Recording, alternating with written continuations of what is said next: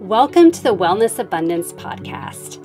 I'm Melissa King, your podcast host, certified master health coach, certified personal trainer, and founder of Wellness Abundance Coaching.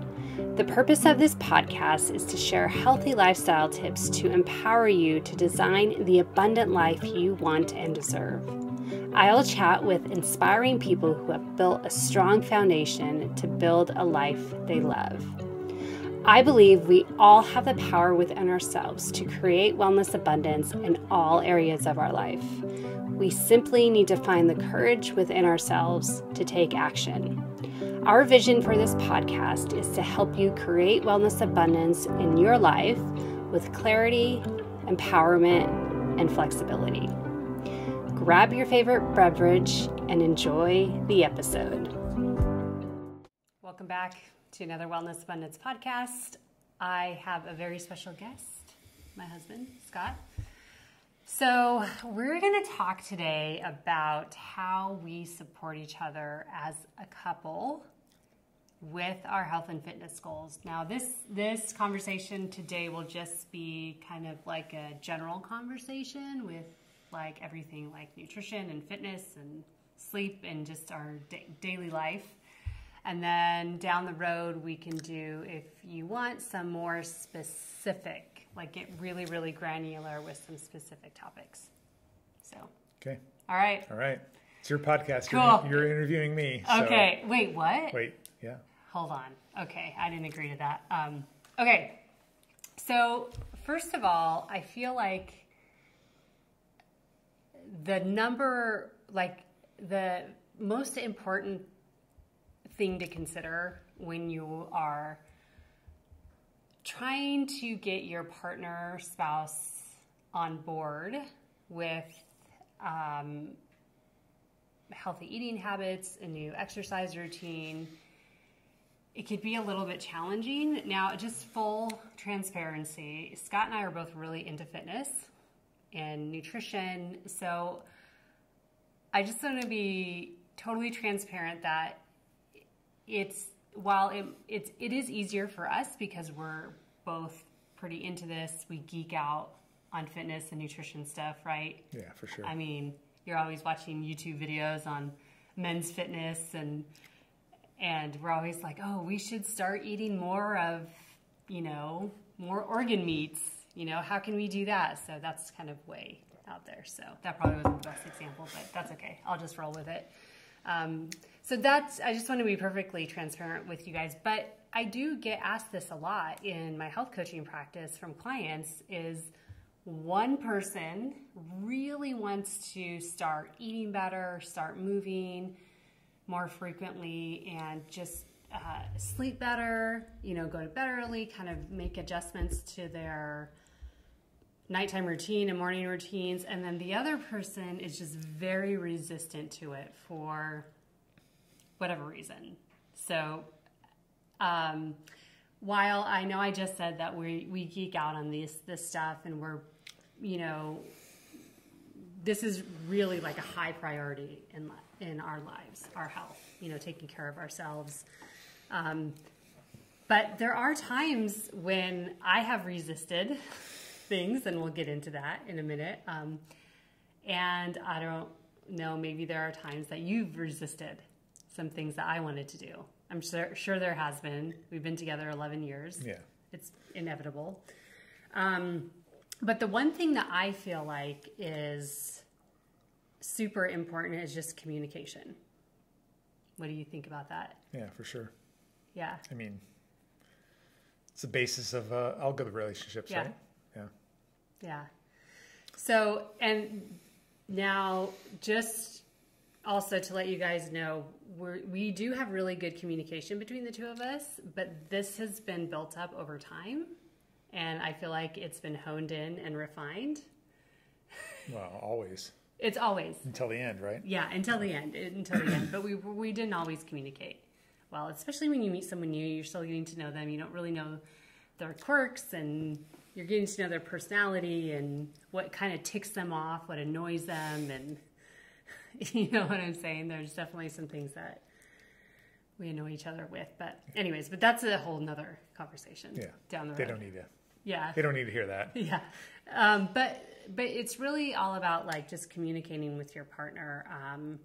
And this is what I share with my clients too. Like, first of all, you need to figure out what your why is. Like, why do you want to start maybe eating more vegetables and healthy proteins and healthy fats? Like, why is that important to you? You have to really get clear on that so you can go to your partner and say, hey, I want to try this new thing, and this is why I want to do it. And really just stand your ground with like your reasoning behind it. This is why it's so important to make your why emotional. So I feel like this is a good opportunity to talk about a little bit about like when you wanted to go carnivore, and you kind of go back and forth with this. Yeah. So tell me like, do you remember like when you first mentioned, like brought this up to me, like what you said to me, and it doesn't have to be word for word verbatim, but how you approached it? I think I just told you it outright. I wanted to go carnivore. Yeah. And what was my reaction? Like, isn't that a little extreme? Yeah. Yeah. Yeah, that's the way I remember it. Yeah. That's what you said. Yeah. So I am not a big fan of the extremes, like going carnivore or going all the way to the other end of the spectrum, which would be completely 100% plant-based. So I'm not a big fan of this extremes. I'm more a fan of just finding a good middle ground.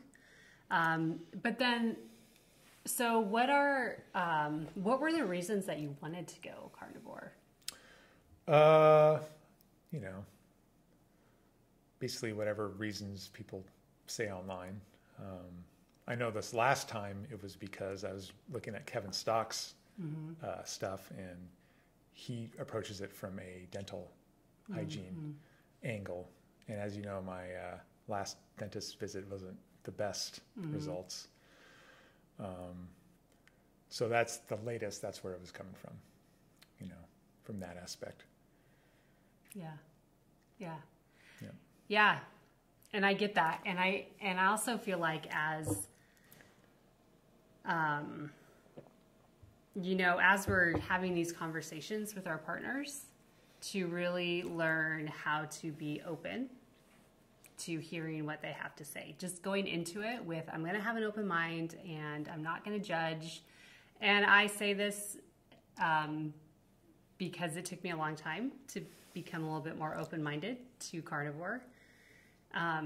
So I eventually was like, yeah, do it, go for it. Now, I did not want to go full carnivore. That is not something I want to do. I will do carnivore for like meals. Like sometimes I would even maybe do it for a day, but I like my veggies. I like having that variety. I just can't eat that much protein also. Protein and fat in one sitting is just a little too much for me. But I will say sometimes we'll make ribeyes. Like Scott will cook up like each of two 10-ounce ribeyes, so one for each of us, and we'll have just that. Most of the time we have like asparagus with it because asparagus pairs well with ribeye. But there have been times when we've just had ribeyes and that's it. That's what we've had for dinner. Or we'll have like bacon and eggs for breakfast, which is basically all meat, right? Zero carbs. There's no carbs in eggs. There's no carbs in bacon. So we'll do that. So that I'm okay with. The occasional. Zero carbs, but 100% delicious. Yes. That's the Scott's Bacon and Eggs slogan. Yeah.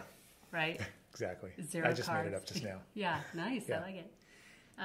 We'll get a job with the bacon and egg industry. Yeah. As a spokesperson. What do you think? Totally. I think you should. So when we first met, and I shared this on the first podcast, he had bacon and eggs for dinner, and he cooked the eggs in the bacon grease and then poured the bacon grease on the eggs, and I thought it was disgusting. And I was like, who is this guy? I don't know if I want to keep going. And here I am 11 years later. Guys, fellas, that's how you get the ladies. That's how you bacon and eggs. If they're into paleo or carnivore, that is how you're going to get the ladies. So, all right. Okay, we're digressing a little bit. So, so let's talk a little bit about like meals. Like how would we cook meals? You know, we're both different, because I know this can be sort of a challenge, especially for my clients who are like, but I have kids.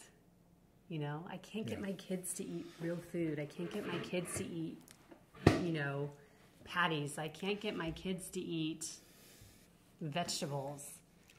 You know, I feel like, and tell me if you think, I mean, we're pretty good about doing this for the most part, is really just making the meal planning and the cooking and the cleanup, the entire process of meals, a collaborative Yeah, of course. process, right? Yeah. We try. We try. I feel like I don't pull my weight as much Well, as I could, but trying to get back into it. yeah. So one way to do that is to really sit down, because like a year or so ago, I had brought up to Scott that because there were some nights when I would do the cooking and the cleaning, and I was like, oh my gosh, this is too much. But part of that was on me. Actually, a lot of it I feel like was on me because I wasn't asking for help. And that's one of my biggest challenges. Yeah. But one thing that I did is Scott and I had a conversation about like, what are our strengths? What do we enjoy doing most? Remember this? Yep. Mm-hmm. Yeah. So I asked him, would you rather cook or would you rather clean, or we can alternate?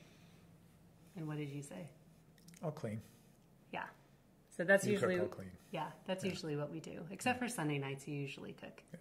That's usually when we have ribeyes, and I'm not very good at cooking ribeyes. So, Yeah.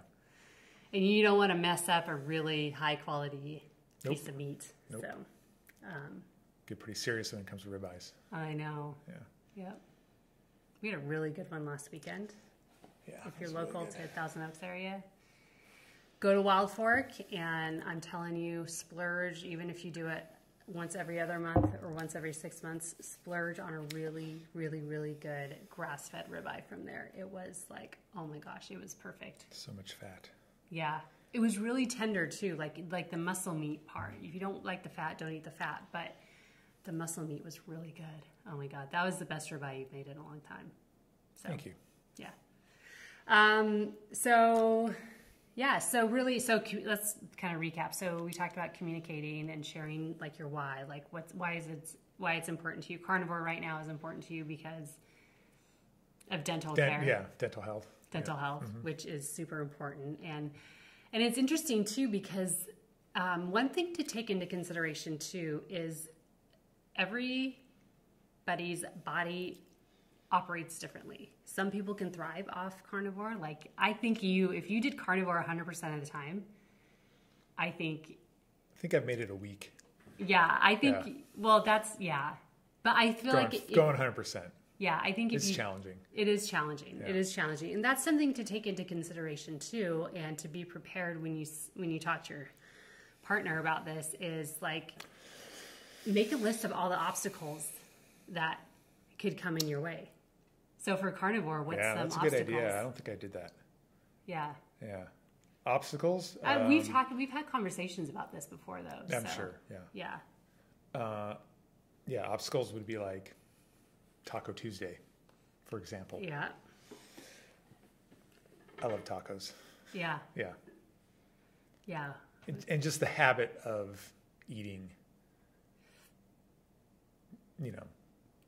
not really in the habit of eating just meat all the time. I still crave non-meat items, Yeah. So it's tough. Yeah, exactly. You want to actually like enjoy your life and enjoy your food, and you don't want to be so strict where you feel like you're depriving yourself. Exactly. So, yeah. And also another thing is like, and we don't do this too often, but when we go to like our family's house for dinner. Oh yeah. That gets challenging too, right? Yep.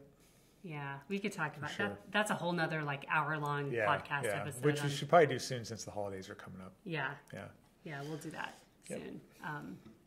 But Yeah. So really kind of talking through together, like how you can overcome these obstacles, Right. you know, such as that. And even just easing into it, like doing it short term, right? Mm-hmm.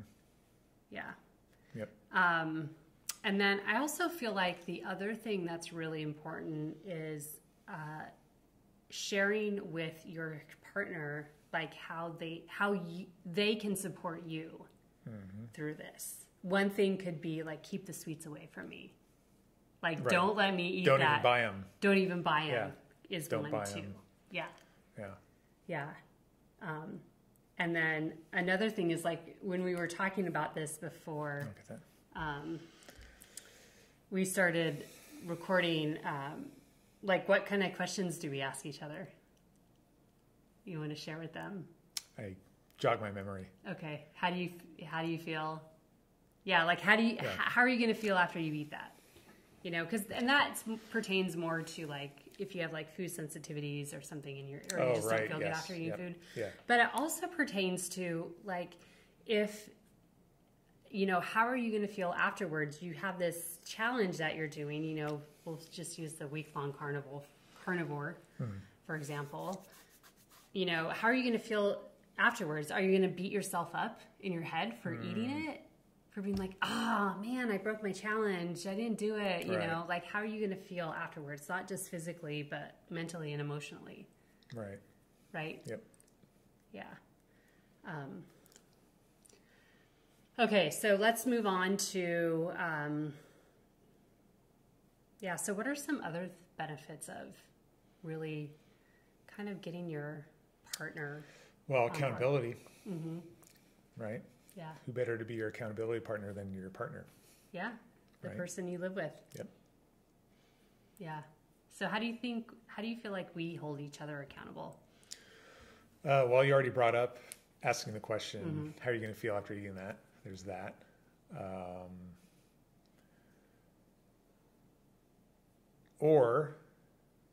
mean, what other ways could you support somebody in that?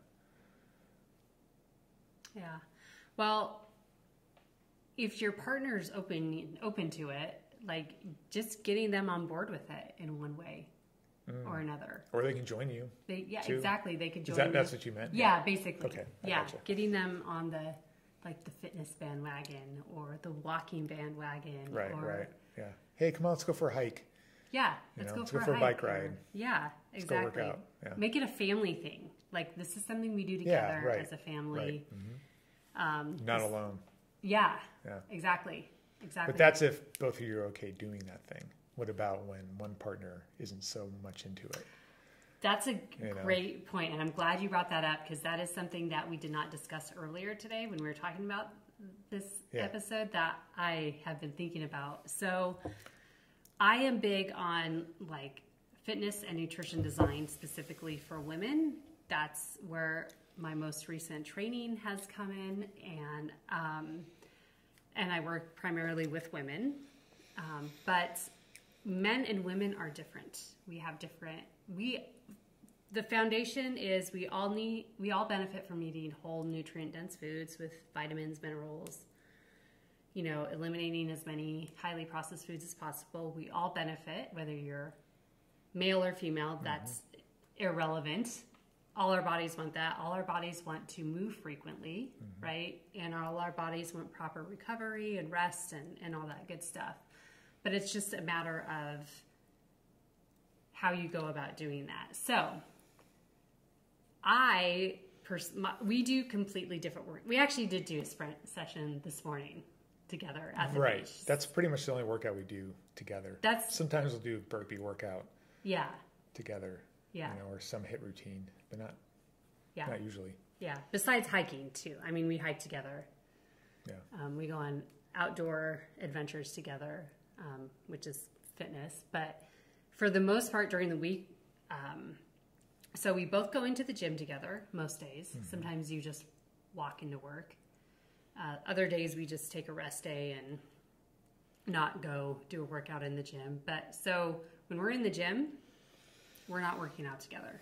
Very occasionally, like you said, sometimes we'll just do a quick burpee workout. But I haven't done that in a while. That doesn't happen very often. But I do my thing. Scott does his thing. And that's how we do it. But it's also a way for us to hold each other accountable, because we're always asking each other in the morning, like when we're having our coffee, what workout are you doing today? Well, not always, not every day, just to be. I usually ask you. But yeah. You usually don't ask me. Yeah, sometimes I do. Sometimes. Yeah. But really just asking, hey, what are you doing today? And even if it's a rest day, like say that, like that's okay to have a rest day. That's okay to recognize that your body just needs to kind of mellow out today, and maybe just move around slowly, or lay in bed all day and watch movies. I don't know. I get kind of stir crazy doing that. I know you probably don't think I do. You might think I could lay around all day, but I like to get up and you look pretty comfortable. Move around. I know. Some days I do, and then also women, we have different needs because of our big hormone fluctuations throughout the month. So there are some days when I'm like, I have zero energy to do a strength training workout, like zero. Mm-hmm. So I just won't do it. But then, I fully support Scott in being free and doing his own thing. Yep. So, so it's really good accountability too. And also with food, I think. And I think that's also where planning meals together. So we actually are at home. It's very rare that we buy any ultra processed food, right? Yeah. Don't you agree? Oh, for sure. Yeah. I think work is the only place that I'll indulge sometimes. Yeah. Yeah, me too. I agree. I do have those pumpkin mandolins. Oh, yeah. That Ashlyn gave me the other day. But other than that, we just don't buy that stuff, because we just want to, hold each other accountable, and we want only like the nutrient dense foods to have available to us. So that's another way we hold each other accountable for healthy lifestyle habits. So, what else? I'm trying to think of, besides anything else related to accountability that... Not that I can think of right now. Okay. Now, you did mention the similarities between men and women, right? As far as food goes, but then, you might eat based on where you're at in your cycle, right? Which is one of your specialties, right? And it made me think about not only what your body wants, but also socially, men and women. I feel like women can be expected maybe to eat differently than men. Like women are supposed to get the salad and the chicken and not the steak, right? Not the fat steak too. So maybe that's something else that your partner can remind you of if you go out to eat and you're kind of stuck in the social aspect of what you should be eating based on your sex, your gender. Maybe they can remind you, hey, you can eat whatever you want, Yeah. Yeah. Exactly. Yes. I love that point. Because and this is something that comes up a lot with women's fitness, in the fitness world, is there's a lot of, like you said, like women just eat a light salad, lean protein, don't eat a lot of fatty foods, blah, blah, blah. And me, I'm not used to it. I am surrounded by women who eat ribeyes and... Right. You never had a problem with that. I've never had a problem with that. I also grew up with it. We didn't have steak a lot. It was more like a treat, but my mom doesn't really eat. Have you noticed that? Right. She'll usually have the chicken. Yeah. But I don't know if that's because I don't think she just doesn't like the steak as much as the chicken, just the taste wise. I don't know if that's a social thing or not. Yeah, I think with Heather too, that's how it is. She just doesn't really like steak, I think. But yeah, I'm glad you brought that up. Yeah, the social thing, like really supporting your, like men, like listen to this, like for the ladies in your life, like encourage them, eat eat the more fattier meats if you like it. I do like some of the fatty parts of steak, but I just can't eat a lot of it. I do like it, but I just get really bad stomach aches if I eat too much of it. But I do like it, and I do love bacon. That's why I married you. Because I love bacon? Yeah. Yep. My mom actually got us a magnet years ago that says, I'll have a side of bacon with my bacon. That's what I like with my bacon. A side of bacon. Yeah, a side of bacon with my bacon, Yeah, I think that's a really good point. I'm glad you brought that up. So that's another way that you could support your men.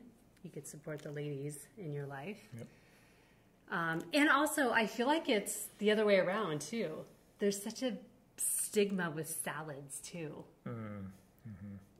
Like men can't eat salad because it's not manly enough. Right, so the opposite.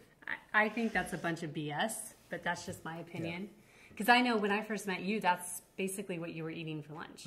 You would make a big salad with a bed of like spring mix lettuce, which is the most nutrient-dense lettuce out there. And then put like just whatever you want, olives, whatever you want on it. Throw some sardines on it, some leftover meat, hard-boiled eggs, whatever you want. And I know sometimes I've been like, oh, I feel like a Cobb salad, like when we're trying to figure out where to go out to eat. And you're like, ooh, that sounds good. Yeah. So, ladies, encourage the men in your life to eat salads. If they want to. Don't force it or anything, because maybe they just don't like all that. Yeah. All that rubbish, right? Roughage. Rubbish. Yeah. Rubbish? Oh, man, I wish I had a glass of wine in front of me right now. Oh, we should have done that. That would be a good excuse for me to... Remember you used to do coffee talk? I know. Or what was it? Was it coffee talk? Yeah, I should do wine talks. There you go. Wine talks for the ladies. But only Fit Vine.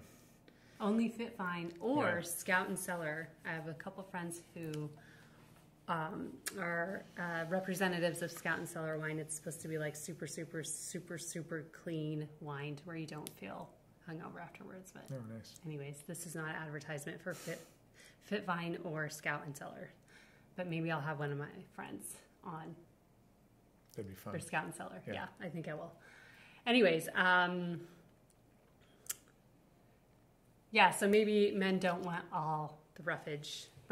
Right, again, so that's more the social thing, right? Where it's in their head like, oh, men don't eat salads, right? Yeah. So, yeah. Some men do. This man does. Sometimes. Not as much anymore since I'm trying to be more carnivore. Yeah. Yeah. So, yeah. And also, I'll just say one last thing and then we could start to wrap it up unless there's anything else we could think of. But yeah, so in regards to women, we talked about like eating with their cycle and working out too with your cycle. Sometimes it's, you just don't feel it. And that's actually not you just being lazy. It's actually your hormones just either super high or super low. And that's where you can kind of gauge, like what kind of workout to do. Sometimes I'll go in and just do the elliptical. So bringing it back to the topic of communication and accountability. So maybe if your partner realizes where you're at in your cycle, then maybe if you wanted to do a sprint workout and maybe it doesn't call for that, maybe they can also call you out on that as well. Right? Oh, so if it's like, because usually like how it normally works is like at the end of a woman's cycle. So right before you start, menstruating. Sorry, men out there, if you're uncomfortable, but get comfortable. I gotta say, men, you have to get comfortable. Okay. If your partner is a woman, just get comfortable talking about it. Okay. We won't share all the gory details or anything. I promise you that. That's for the ladies to talk about, but just over wine, right? Over wine. Yes. And stay tuned for more of that.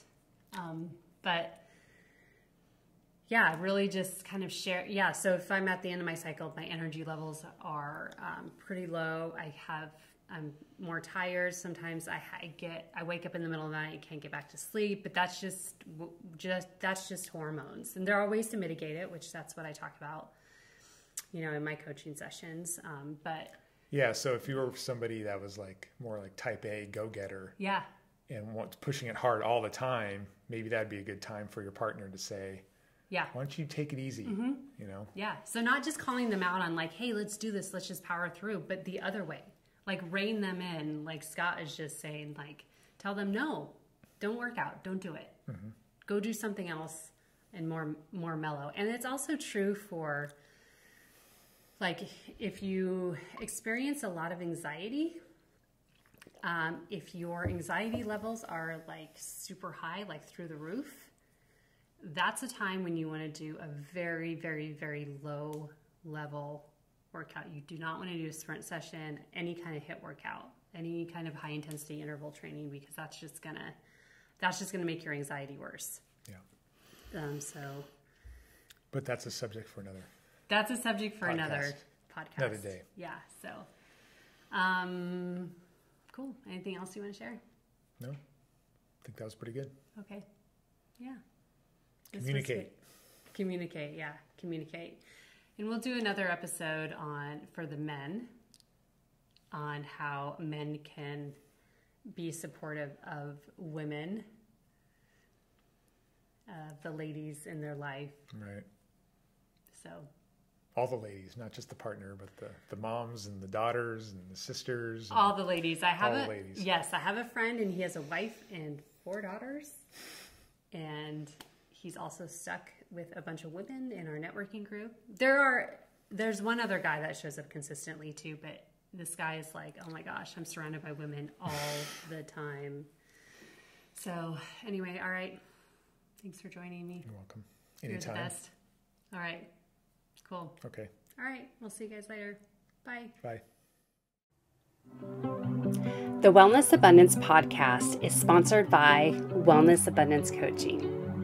At Wellness Abundance Coaching, we help women lose weight effortlessly and minimize anxiety with clarity, empowerment, and flexibility. We offer one-on-one and group health coaching, corporate wellness programs, and on-demand fitness videos.